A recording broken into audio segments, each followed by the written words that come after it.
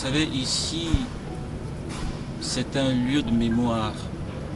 Mémoire de la souffrance de la déportation de gens valides qui n'avaient commis aucun crime et qui ont été arrachés à leur famille pour être envoyés sous des cieux inconnus dans ce qu'on appelle le Nouveau Monde. Nous sommes des hommes et des femmes du XXIe siècle.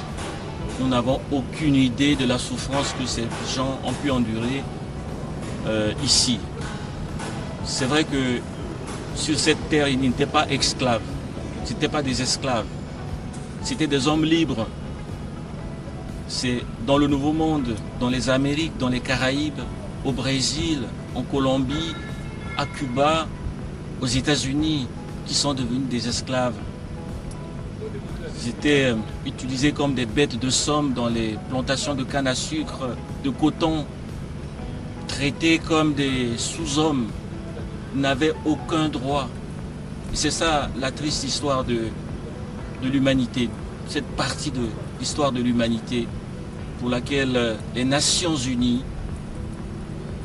ont pris la décision de la considérer comme le crime le plus odieux jamais perpétré dans l'histoire de l'humanité.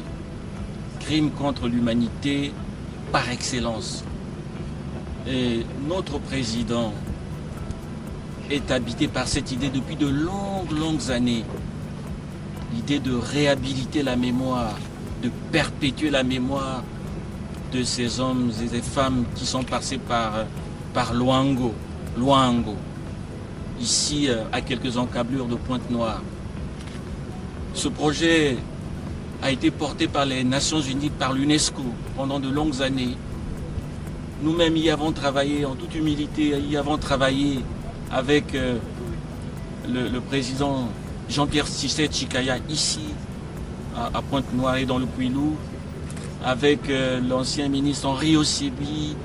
Nous avons fait venir sur ce site Madame Christiane Taubira et tant d'autres dignes fils de Nouveau Monde, de la Guadeloupe, de la Martinique, des Caraïbes, de Cuba. Et voilà que ce projet a pris corps et ce musée est en train de naître sous nos yeux. Le bâtiment, en tout cas, il est sorti de terre avec solidité. Nous venons de le visiter. En tout cas, il est